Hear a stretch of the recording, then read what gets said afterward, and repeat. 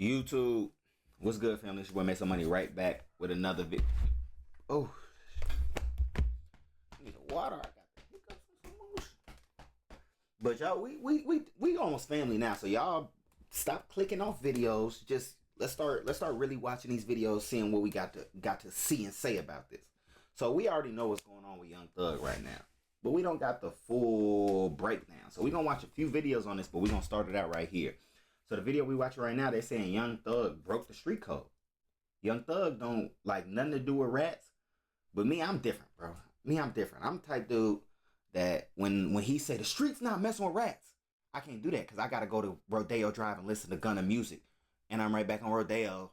Still got some boys on the page. Have y'all heard Gunna new album, gang? You think I'm finna stop listening to Gunna because another man said that?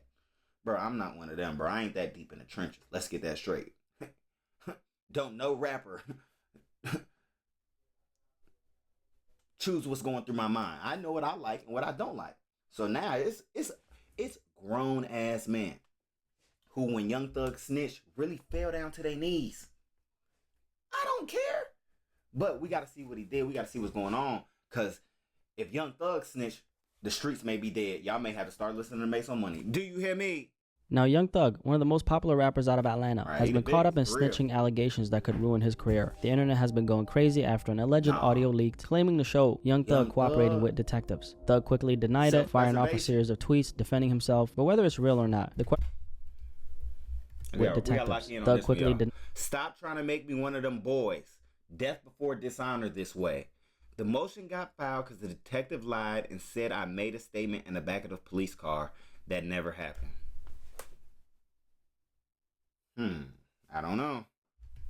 Firing off a series of tweets defending himself, but whether it's real or not, the question still stands. Did Young Thug just expose the street code for what it really is? In my opinion, if you ask me, I think he did. Real. Back in May 2022, Atlanta rapper Young Thug's life took a dramatic turn. He was arrested alongside 27 members of his YSL crew and got hit with a RICO that included over 60 charges, including drug trafficking, firearm possession, and more. Thug was denied bail and ended up spending over 2 years behind bars in Fulton County Jail. By the time his case finally went to trial in November 2023, it had already become one of the most heavily covered legal battles in rap history. After losing over 900 days locked up, Thug eventually struck a deal in October 2024. He pled guilty to multiple gang, drug, and gun charges, while also pleading no contest on a racketeering conspiracy charge. The judge hit him with 40 years, but in reality, it turned into just 15 years of probation. And although Thug could finally walk free, there were very strict conditions, like he can't return to Atlanta except for family emergencies or events, and has to perform anti-gang presentations in the community, and can't be seen promoting gang culture in any ways. And after all that,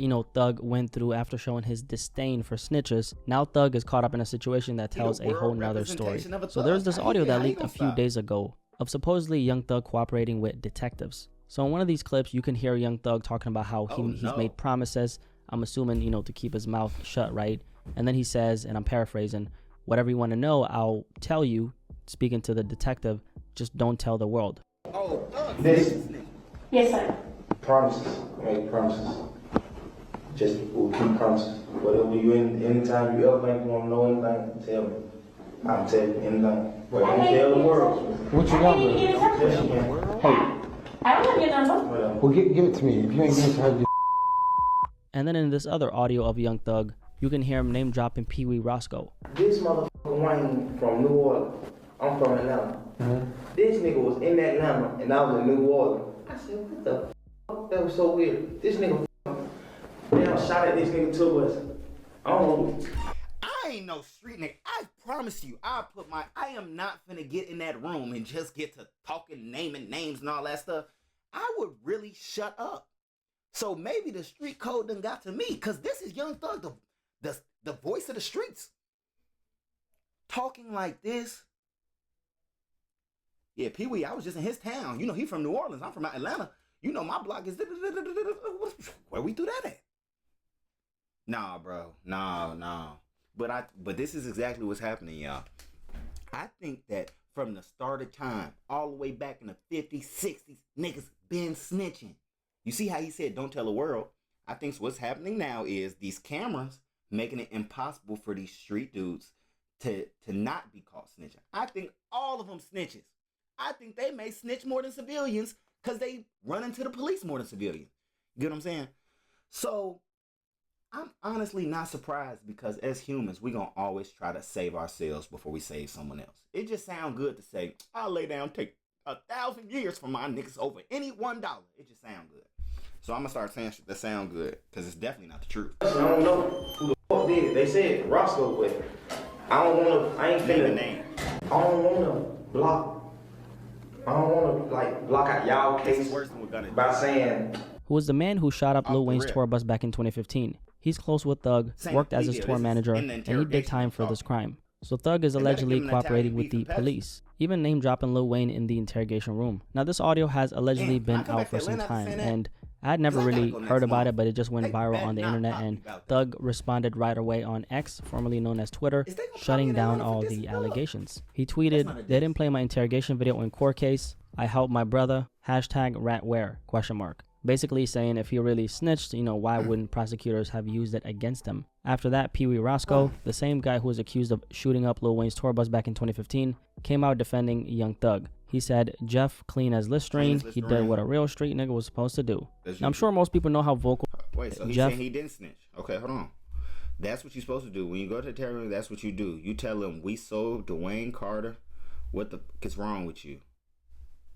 He did what a tax-paying citizen do. A real street nigga kept it silent, kept it over real, tried to pull me out the hole. Clean as Listerine. He did what a real street nigga was supposed to do. Now, I'm sure most people know how vocal Young Thug has been about snitches. Most famously, after his release, he's condemned rapper Gunna, who also used to be a part of his YSL crew, and did time in the feds for the RICO. Gunna eventually got out, ran up a bag, did his thing, and now he's one of the more successful rappers out there. His career is doing extremely well. But the controversy around his name was that when he eventually got out, Gunna took an Alfred plea deal. Basically, it's a way for you to formally accept guilt in court so you can take the deal, but at the same time, you can still say you're innocent. It's like kind of like telling the judge, I didn't do this, but I'll take the punishment anyway. And that's how the snitching label got stamped on Gunna. There's absolutely no proof that he actually shared anything in detail, but his reputation took a hit within the street side of hip-hop as a result of that. And then now, ironically, we have Young Thug doing any and everything he can prove to strangers on the internet that he's not a snitch. The so-called street code, particularly in hip-hop, is one of the most hypocritical things I've ever witnessed. A lot of these guys, document their crimes in their music. They always talk about how real they are, why they never speak to the police. But obviously, all that is an image that they're selling. It's a very powerful image because it projects a fake kind of authenticity and boldness that you don't typically see in the real world. And the fans, they eat all that shit up. But obviously, it's all marketing, it's all branding, and in the end, it's a product. And one of the other things about this that I think happens is people who not from these environments actually believe these dudes. If you've been around enough street dudes, you know that they be lying more than anybody on earth. They gonna tell you they got more money than they got. They gonna tell you they got more females than they got. They gonna tell you they can go to every block in the city knowing they getting shot down. You'll be surprised. Like, I can't believe it. There's no honor amongst these. What? Who would have guessed? Eat all that shit up. But obviously, it's all marketing, it's all branding, and in the end, it's a product. And speaking of the so-called street code in general, honestly, it's one of the most backward things I've ever witnessed or seen in my entire life. It's protect the streets over protecting the community or one's own family. It glorifies loyalty to chaos and dysfunction instead of loyalty to one's own life. And I'm sure we all know this, but there's no honor among thieves, right? These are the same people who, when someone from their crew gets locked up, they end up trying to fuck his baby mama and pretend like they have like a shared bond, which really it's not built on anything, right? Because when you look at what happens in a lot of these cases, when they eventually are in that cold interrogation room, you see how fast they turn on each other. I mean, you even saw this in the YSL case itself. Half the members cooperated with the feds the same second they got arrested.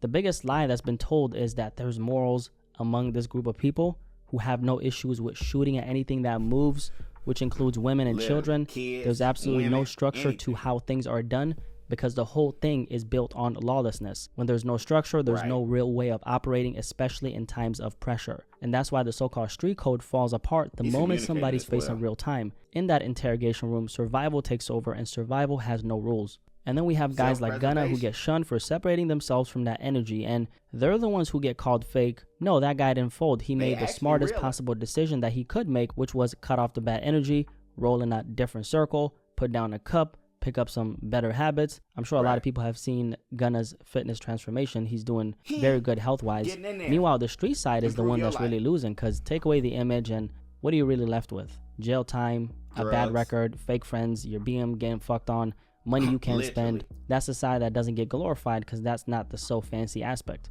I mean, think about it. You make a bunch of money in the streets. What can you really do with it? Because anything under your name isn't going to cut it. You've been unemployed for the last 10 years and then suddenly you go to Chase trying to, deposit a bunch of drug money, and then that's when you end up in one of those body cam videos. And this is how a lot of street rappers' careers actually get started. Either they front somebody money who end up laundering it for them through music or another type of business, or they get fronted money themselves from a, let's say, investor. I think we really have to start changing the narrative on the street shit, man, because the fact that it's 2025 and this lifestyle is still being glorified by grown men is crazy.